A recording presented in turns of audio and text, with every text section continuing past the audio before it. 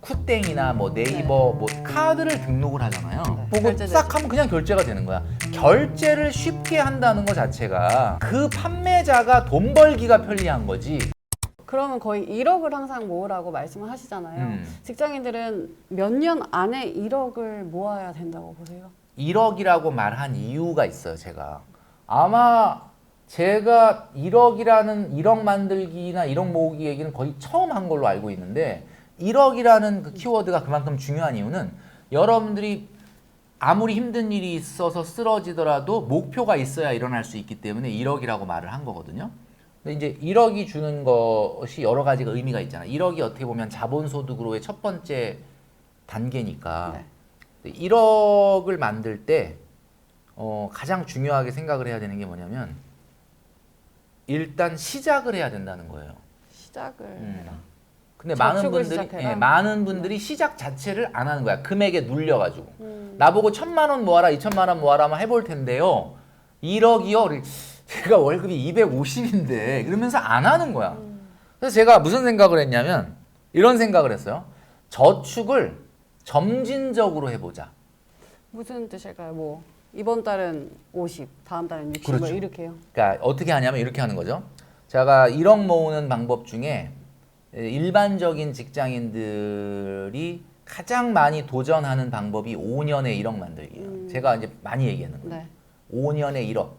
5년에 1억을 만들려면 지금 금리로 한 달에 153만 원을 저축을 해야 됩니다. 이거 좀 조금 153만 원. 네. 자, 근데 애매한 게 뭐냐면 네. 너무 하고는 싶어요. 야, 153만 원을 5년만 붙잡고 버티면은 1억이구나. 근데 많은 분들이 월급이 어디에 몰려 있냐면 250, 350 거기에 몰려 있거든요. 맞아. 그러다 보니까 이 숫자가 참 애매한 게 얄궂은 게 완전 말도 안 되는 숫자는 아닌 것 같기는 한데 너무 또 힘들어. 하기에는 힘들어요. 맞아요. 그러니까 아씨 나는 안 되나 보다. 그렇다고 막 6년, 7년에 1억 모으기는 좀 싫은 거야. 왜냐면 6년, 7년, 8년에 모아보면 그거는 지금 1억하고는 좀 다를 것 같기도 하고. 네네. 그래서 많이 포기하는데 제가 그래서 뭘 말씀드리고 싶냐면 자 그러면 153만 원을 안 해도 1억 모으는 방법이 있어요.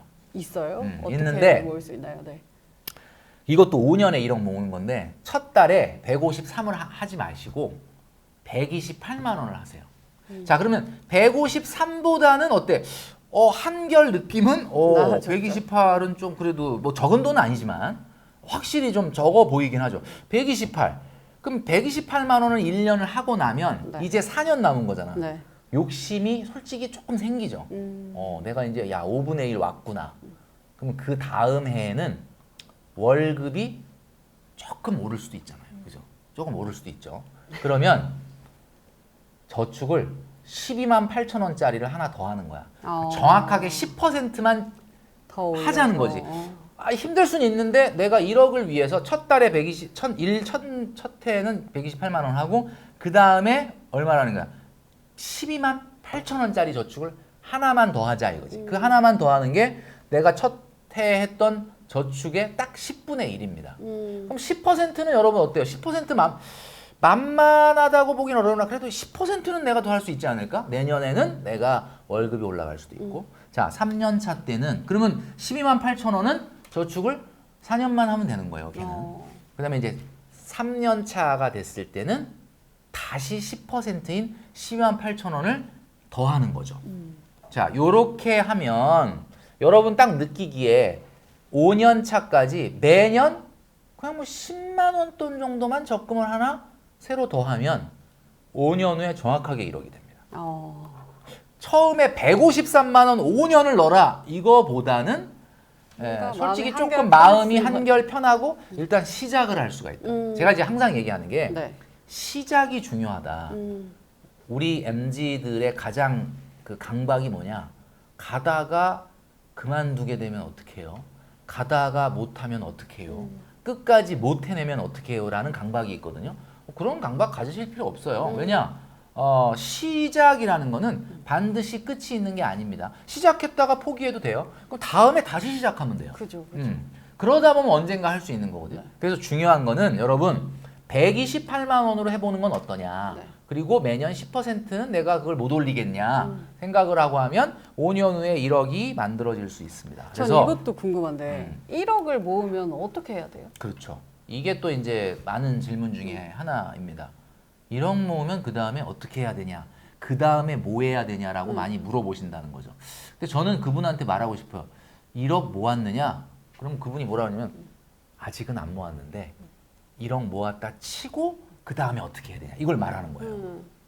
그럼 안 모았는데 왜 모았다 치죠? 그래서 내가 안 모았는데 왜 모았다 쳐? 모으고 나서 물어봐라. 그러면 굉장히 궁금한데, 근데 알겠는데 일단 모았다고 가정을 하고 얘기해 주실 수 없냐 이렇게 얘기하는 거예요. 제가 안 모았는데 왜 모았다고 가정을 하느냐. 제가 이렇게 이야기하는 이유가 있어요. 왜 그러냐면 어떤 사람이 차를 사려고 적금을 들었대요. 네. 좀 특이한 거 있습니까? 차를 사려고 적금을 드는 사람 못 봤죠. 원래 이렇게 그냥 차를 그냥 사잖아. 그러니까 사고 뭐 나중에 할부로 갚. 근데 그 사람은 특이하게 차를 사려고 적금을 들었다는 거야. 3년 동안 모아서 차 사겠다는 거야. 꿈의 나의 차를. 야, 훌륭하다. 그래서 열심히 저축해 3년이 됐어요. 와, 힘들게 진짜 그 돈을 모아갖고 차를 사려고 딱 보니까 차를 사고 싶지가 않더래. 아까울 것 같아요. 아까워. 내가 열심히 모은 돈. 그렇죠. 이게 무슨 얘기냐? 저축을 하는 사람한테는 뭐가 생기냐면 저축하는 사람은 성장을 해요. 저축하면 깨달음이 생겨요. 저축하면 뭔가 그전엔 없던 통찰력이 생겨요. 그 얘기는 무슨 얘기야? 저축을 하면서 아이디어가 생긴다는 거죠. 내가 이걸 갖고 어떻게 해야 되겠다라는 생각을 계속 할 수밖에 없어. 1억 제가 왜 모으고 나서 얘기하라 그러냐면 모아보면 그 사람은 나한테 물어보지 않습니다. 왜? 모으면서 이제 다음 달이면 1억이다. 그 사람은 엄청나게 많은 아이디어를 갖게 된다. 제가 저축을 참 열심히 했던 사람이고 지금도 하고 있지만 저축은 사람을 성장시킵니다. 저축은 사람을 발전시켜요. 저축하는 사람의 아이디어를 당해낼 수가 없어. 왜? 계속 매달 그 돈을 쌓으면서 고민을 하거든. 여러분, 어느 장소에 갔는데 10층짜리 건물이 있는데 그 장소를 1층에서 바라보는 광경과 10층에 가서 바라보는 광경은 같은 장소인데 보이는 시야가 달라요. 1억을 갖고 있잖아요. 진짜 내 돈이 통장에 1억이 있지 내가 안 가르쳐줘도 별의별 걸 다 알고 있어. 진짜로. 이게 바로 저축은 사람을 성장시킨다라는 거죠. 만약에 진짜 1억을 모아가지고 나한테 와서 멘토님 이제 1억 모았는데 통장을 보여주면서 자 이제 뭐 해야 됩니까? 라고 한다면 저는 이 얘기를 할 것 같아요. 1억을 모았으면 2억을 모으고 2억을 모았으면 3억을 모아라 라고 얘기하면 안 되겠죠. 어느 정도까지 모으면 일단은 그 다음에는 뭘 해야 되느냐. 예, 저축이라는 건 이렇게 세이빙이라는 게 이렇게 돈을 뭉치는 거라면 그 다음에는 우리가 뭘 해야 되냐면 굴려야 되잖아요. 옛날에 어렸을 때 눈사람 만들어 보신 적 있죠? 네. 눈사람 처음에 요만한 눈덩이까지는 눈을 뭉치죠. 그 다음부터는 어떻게 하냐면 굴리잖아요. 그래서 이걸 스노우볼 효과. 그렇죠. 네. 그게 스노우볼링 이펙트라고 그러죠. 그러니까 돈을 그 다음부터 굴려야 되죠. 그러면 1억으로 할 수 있는 게 뭐냐? 잘 생각해 보시면 1억이 있는 사람은 정말 좋아하는 사람이 있다 그러면 결혼을 할 수가 있어요. 왜냐면 내가 1억이 있으니까. 만약에 내가 1억도 안 모았다 그러면 좋아하는 사람이 있어도 결혼하자는 얘기를 못 해. 근데 내가 1억이 있잖아. 그러면 뭐 내가 1억이 있다는 얘기는 그 상대 배우자도 뭐 그 정도 있다고 봤을 때는 대충 결혼을 할 수도 있는 거예요. 결혼이라는 게 왜 자본소득이냐면 한 사람의 경제력이 살짝 문제가 생기더라도 한 사람의 경제력이 남아있죠. 그러니까 소위 말하는 무슨 얘기냐면 내가 더 나은 미래를 위해서 여보 내가 너 나은 미래를 위해서 나 공부 좀 안식년을 가지면서 공부하면서 나중에 내가 뭐 교수가 되겠다. 공부를 좀 더 하겠다 했을 때 상대 배우자 좋아 공부하면서 내가 돈을 벌 테니까 이게 가능하지 않습니까? 그러니까 한마디로 말하면 1인 가구보다 2인 가구가 뭐예요? 경제적으로는 굉장히 강할 수밖에 없죠. 그 다음에 두 번째 최근에 이제 그 주택 네. 우리 이 채널에서도 뭐 많이 다루고 있는 내용이지만 청약이 지금 올해까지는 뭐 미분양도 많고 좀 굉장히 좀 힘들 것 같지만 네. 사실은 이제 내년부터는 좀 바람의 방향이 좀 바뀔 가능성이 있는 게 네. 주요 입지 같은 경우는 특히 최근에 이제 강남권이나 뭐 용산 같은 경우는 아직도 이제 분양가 상한제 아파트들이 이제 나올 예정이에요. 일반 분양의 추첨제로. 그 얘기는 무슨 얘기냐면 이렇게 상위 입지에 뭐야? 아파트를 그냥 반값에 살 수도 있는 로또 같은 당첨 기회들의 청약들이 이제 사실 좀 쏟아지거든요. 네. 그러면 최소한 최근 같은 경우는 대출이나 이런 것들이 많이 풀렸기 때문에 일단 계약금만 밀어넣을 수 있다 그러면 생각보다 잔금 치르고 내가 입주하거나 전세를 뭐 분양가 상한제는 전세를 줄 수는 없겠지만 내가 입주할 때까지 자금이 없어서 자금을 땡기지 못해서 못 산다 이런 건 없거든요. 이게 무슨 얘기냐? 청약을 하려고 해도 약간의 목돈은 있어야 돼요. 그러니까 이게 1억이라고 하는 것이 그 다음에 상상해 보면 상상할 게 많아. 결혼 얘기했고 청약 얘기했죠. 네. 그 다음에 이제 최근에 직장인들은 깜짝 놀랄 게 제가 제 직장인들을 많이 만나다 보니까 여러분 아마 이 영상을 보시는 분들 귀 기울여서 잘 들어보시면 좋을 것 같은데 연봉이 높을수록 재밌는 게 알바를 많이 해요. 그러니까 제가 깜짝 놀란 게 연봉이 굉장히 좋아. 네. 야 그러면 막 외제차 뽑고 막 주말에 놀러 다닐 것 같은데 아니야. 근데 무슨 뭐 다른 거 투잡 같은 그런 걸 하더라고요. 난 이해가 안 가는 게 아니 소득도 괜찮은데 이걸 왜 하냐 그랬더니 돈이 부족해서 하는 게 아니고 뭐 때문에 할까요? 자기가 뭔가 하고 있는 아이템을 뭔가 이걸 사업화하고 싶어서 뭐 여러 가지 요즘 뭐 블로그나 뭐 온라인 뭐 그 커머스나 뭐 하여튼 뭐 저는 이제 얘기 들어도 무슨 얘기인지 잘 모르겠는데 하여튼 뭐 자기의 전공 관련한 거겠지만 전문 분야 굉장히 뭘 많이 하더라고. 그래서 내가 야 진짜 너무 훌륭하다. 근데 그러면 언제 쉬어요? 언제 놀아요? 제가 아까 처음에 얘기했던 네. 내용이 뭐야? 이 세상에서 제일 재밌는 게 돈 버는 거야. 네. 돈 버는 그게 일과 지금 관련된 놀고 일을 있는 거다라고 그 놀고 있는 거야 나 재밌게. 그래서 결국 무슨 얘기냐면 근데 참 제가 안타까운 거는 소득이 높은 사람이 재테크에 관심도 많고 소득이 높은 사람이 막 투잡도 하려고 그러는데 소득이 어정쩡하잖아요. 그러면 약간 소비가 높아. 그러니까 이게 참 아이러니하게도 소득이 어정쩡하면 소비가 세고 네. 소득이 높으면 오히려 아껴 써요. 그런 면이 있기 때문에 이제 제가 봤을 때는 사업을 하려고 해도 1억은 있어야 돼. 그러니까 이거를 사업을 조금 더 뭔가 제대로 하고 싶은 욕심이 있는데 그러려고 해도 약간의 자본이 필요한 거예요. 자, 제가 지금 뭘 얘기했느냐면 결혼. 그다음에 뭐 청약 내 집 마련의 어떻게 보면 시드머니. 사업. 그다음에 사업. 근데 사실 이거 말고도 또 꽤 있긴 있어요. 자, 여러분들이 보시면 제가 왜 1억을 모으고 나서 나한테 얘기하라고 하냐면 아마 1억 모으시면 나한테 안 놓을 걸, 나한테 그런 거 안 물어볼 걸, 본인들이 이거 갖고 뭘 해야 되겠다라는 생각을 많이 한다라는 이야기죠. 우리 작가님은 그러면은 재테크 수단으로 첫 번째로는 나를 좀 성장시켜라. 그리고 두 번째로는 저축을 해라. 세 번째로는 소비를 줄여라. 라는 입장이신 것 같거든요. 소비를 줄이는 게 사실은 직장인한테 그만큼 버는 건데 네. 여러분들이 이게 그냥 말장난 아닌가라고 생각하지 마시고 잘 생각해 보세요. 진짜 여러분들이 소비하는 것 중에서 네. 정말 필요했던 거다라고 증명할 수 있다면 저는 절대 비난하지 않습니다. 제가 혼낸다 그래가지고 저는 거지방에 오픈 채팅방에 글 올리는 것처럼 네. 뭐 그런 걸로 혼내지 않아요, 여러분. 정말 필요한 거다? 써야죠. 그럼 그치? 소비를 줄이는 방법, 뭐 그러니까 꿀팁 있어요? 소비를 네. 줄이는 방법이라는 건 이거야. 내가 안 해도 될 뻔했던 소비를 줄여야 되는 거지 꼭 써야 되는 소비를 줄이면 안 되죠, 그거는. 그러니까 안 해도 될 뻔했던 소비를 줄여야 된다. 그 얘기가 무슨 얘기냐? 한마디로 얘기하자면은 안 써도 되는 소비. 안 써도 되는 소비. 안 써도 되는 소비. 그거 예를 들면 뭐가 있을까요? 생활비를 따진다면. 생활비를 따진다면 자, 반값 세일이라는 게 있지 않습니까? 네. 좋아해요. 좋아하죠. 네. 그 제가 MBC 예능 새치어에 나갔었는데 전현무 씨도 제가 대화하다 보니까 네. 반값 세일 그러니까 바로 이 얘기 하더라고요. 그건 못 참지. 그러니까 이게 무슨 얘기냐면 네.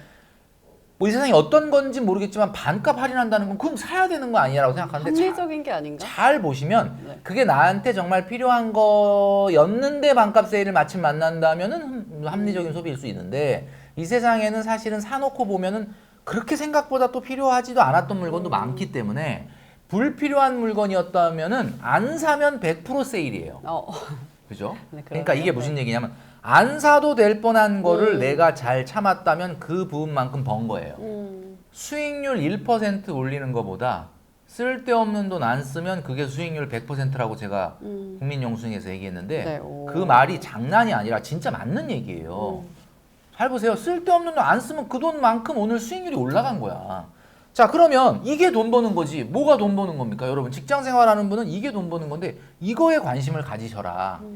그러니까 불필요한 거를 안 사들이는 것 중에 가장 첫 번째가 뭐겠습니까? 일단 제가 어제 그 포항에 출장을 갔다 왔습니다. 네. 강의가 포스코에서 있어가지고.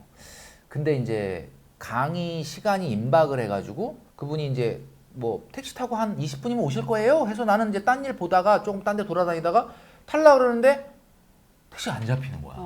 저는 택시를 안 타거든요. 네. 그러니까 택시를 전 타본 적이 몇 해 전인지 기억이 안 나. 그래서 비싼 택시를 불러야 되는데. 아니 그래서 이거 어떻게 해야 되지? 막 당황스러운 거야. 강의 시간이 늦을까 봐. 그래서 카카오 택시 앱이 있어서 네. 그걸 별로 사용을 해본 적은 없는데 이제 했는데 이게 잘 사용 안 하다 보니까 했더니 이게 카드가 안 되는 카드입니다. 이렇게 나오는 거야. 넘어가질 않는 거야. 미치겠는 거야. 땀이 나. 그래서 같이 동행 갔던 그 분이 있었는데 그러면 빨리 그 카드를 등록하라는 거야. 그래서 카드를 등록을 했죠. 거기서 막 서가지고 등록을 했어. 그랬더니 오더라고. 그래서 이제 무사히 늦진 않았어요. 내리려고 해서 영수증을 좀 달라 그랬더니 이제 카드를 줬더니 이미 결제가 됐대. 그렇죠. 그래서 난 그 세상을 몰랐던 거야. 이게 뭐야? 그랬더니 이게 그냥 자동으로 결제된다는 거야. 그렇죠. 야, 그래서 이게 세상이 이렇게 좋아졌구나. 그래서 이제 제가 모바일 앱에 뭐 예를 들면 무슨 뭐 쿠땡이나 뭐 네이버 뭐 땡 뭐 이런 데 보면은 카드 등록하라는 게 있는 걸 여태까지 안 한 이유가 뭐냐면 카드를 등록을 하잖아요. 네. 그럼 이걸 결제할 때 보면 뭐 비밀번호를 눌러라 뭘 하라 막 이러지 않습니까? 근데 그걸 안 하잖아요. 그러면 이제는 한번 쓱 그냥 하면 이렇게 보고 결제되죠. 싹 하면 그냥 결제가 되는 거야. 그 얘기는 무슨 얘기냐면 결제를 쉽게 한다는 것 자체가 편리함이 아니에요, 여러분. 편리함은 그 판매자가 돈 벌기가 편리한 거지 여러분들이 편리해지는 게 절대 아닙니다. 저는 그래서 일부러 모바일 뱅킹도 안 써요. 일부러 PC에서 송금을 하거든요. 그러니까 요번에 이제 또 한 번 느낀 게 내가 이제 여기 이제 장착이 됐어 이제. 나도 이제 한번 택시를 탔잖아. 편하긴 하다. 부르면 딱 와서 그러면 난 이제 또 탈 거야 이제. 뭐 급한 일 있으면 이제 또 타겠지. 이게 여러분들을 결제로부터 굉장히 편리하게 만드는 방법. 최근에 있었던 뭐 애플페이라든지 뭐 최근 그 전까지 계속 있었던 뭐 삼성페이라든지 하여튼 이런 페이의 어떤 문화가 여러분들을 불필요함에도 불구하고 소비하게 만들었던 거예요. 그래서 저는 제가 이제 한번 예전에도 나와서 이 방송에서도 얘기했던 적이 있었는데 자기가 스스로 살짝 결제를 불편하게 하는 시스템이 필요하다. 그러니까 살짝 그러니까 많이 불편하게 하면 안 되고요. 네. 살짝 불편하게 하면 여러분들은 생각을 해요. 저 이거 공감해요. 왜 제가 뭔가를 사고 싶었는데 근데 자꾸 결제가 안 돼. 그럼 그냥 안 살 때거든요. 그러니까 안 살 때가 있었다는 얘기는 그게 안 사도 될 뻔했던 일이는 그러니까 한마디로 말하면 나한테 살짝 불편하게 만들면서 세 가지를 물어봐라. 그래서 일명 결제 삼심제도라는 얘기를 했지 않습니까? 결제 삼심제도라는 게 뭐예요? 사법제도에 있는 삼심제도처럼 사기 전에 나한테 세 가지만 물어보라는 거죠. 첫 번째, 진짜 필요한 거냐? 진짜 필요한 거냐를 물어보라는 거죠. 그러니까 진짜 필요한 거는 뭐야? 없으면 안 되는 거죠. 근데 있으면 좋은 거는 뭐야? 있으면 좋은 거는 필요한 걸 수도 있지만 안 필요한 걸 수도 있는 거죠. 그렇죠. 그러니까 첫 번째 심사는 나한테 이거 진짜 필요한 거야? 라고 물어보면 돼요. 뭐 1초면 돼, 1초. 필요한 거야. 두 번째 나한테 물어봐야 되는 거는 근데 이번 달에 카드값 쓴 거라든지 뭐 체크카드 쓴 거라든지 이번 달에 생활 예산에서 이거 감당 가능한 거야? 예산이 있는 거야? 이걸 물어보면 돼요. 그러면 이번 달은 좀 많이 써서 안 되는 거. 그러면 살짝 뒤로 미루면 되는 거죠. 아니면 뭐 하면 되는 거고. 그 다음에 마지막 세 번째는 뭐냐? 대부분 여기서 걸려요. 첫 번째, 두 번째가 통과가 되면 무죄야, 무죄. 1심도 무죄, 2심도 무죄야. 1심은 뭐냐? 1심은 필요한 거야? 그 다음에 예산이 있는 거야? 다 통과됐어. 근데 마지막은 대체제는 없는가? 마지막에 내가 한번 이미 물어봐. 가진 것 중에 혹시 이걸 대체할 수 있는 게 있느냐? 이렇게 물어보면 그래, 꼭 이걸 안 사도 그걸 쓰면 되겠구나라는 게 있어요. 이걸 세 가지를 다 통과했다라고 하면 그거는 사야지. 그거는 사도 나쁜 영수증이 아니다. 네. 요 방법을 통해서 네. 여러분들이 사는 물건을 사는 것들을 조금 해보시다 보면은 네. 상당히 여태까지 내가 불필요한 거를 사실 많이 사들였구나. 그래서 많이 사들였으니까 그거를 당근에다 내다 팔기도 하는 거죠. 그렇죠. 그러니까 제가 얘기했죠. 직장인은 저축하는 게 버는 거다. 네. 그리고 불필요한 거를 안 쓰게 되면 그게 버는 거다. 제가 아까 얘기했잖아요. 쓸데없는 거 안 쓰면 그게 수익률 100%다. 네. 이거를 머릿속에 생각을 하시고 네. 하시면 좋을 것 같아요. 알겠습니다. 여기서 한 가지 눈이 뜬 게 음. 결제가 쉬운 거는 판매자가 돈을 편하게 벌 수 있는 그 사람들이 편한 방법이다. 거지 내가 편한 게 아니야. 그럴 수 있네요. 저 이것도 궁금했는데 이제 고소득자들을 많이 만나 보셨잖아요. 네, 많이 한마디로 뭐 부자들을 많이 만나 보셨잖아요. 그분들만의 특징이 있어요. 그러니까 저는 진짜 부자라기보다는 네. 진짜가 부자가 될 가능성이 있는 고소득 직장인을 많이 만나거든요. 네네. 예, 보통 보면은 최근에 이제 트렌드가 물론 굉장히 포션이 높은 거는 아니겠지만 최근에 대기업들 특히 뭐 AI나 IT 쪽 같은 경우는 핵심 인재라 그래서 상당히 고소득자들이 많아요. 그래서 보면은 둘이 뭐 커플인데 네. 32살인데 두 사람이 한 2천 정도 버는 뭐 그런 직장인들도 꽤 많습니다. 근데 그런 분들을 만나 보면은 특징이 아까 제가 얘기했던 것처럼 뭐 알바를 한다든지 아니면 재테크에 더 열의를 갖고 이렇게 있기 때문에 그분들을 보면서 깜짝깜짝 놀라는 건 야 이런 분들이 나중에 진짜 2천, 3천, 4천 가구 소득이 이렇게 되면은 이게 대단하겠구나 네. 라는 생각을 하게 되는데 그분들은 의외로 지금 투자보다는 현금을 모으더라고요. 왜 그런가 봤더니 코인이나 주식으로 약간 과거에 조금 상처가 있는 거야. 그러니까 이제 금액을 일단 소득의 볼륨이 크다 보니까 당분간은 일단은 나중은 모르겠는데 일단 당장은 조금 돈을 모으고 보자. 네. 그래서 지금은 현금을 계속 축적을 하는 것을 중요하게 생각을 한다. 뭐 이렇게 이야기들을 많이 하시는 것 같아요. 현금을 그 기회가 왔을 때 잡기 위해서 계속해서 모으고 있는 게 그분들의 좀 특징이다. 그렇죠. 라고 볼 수 있겠네요.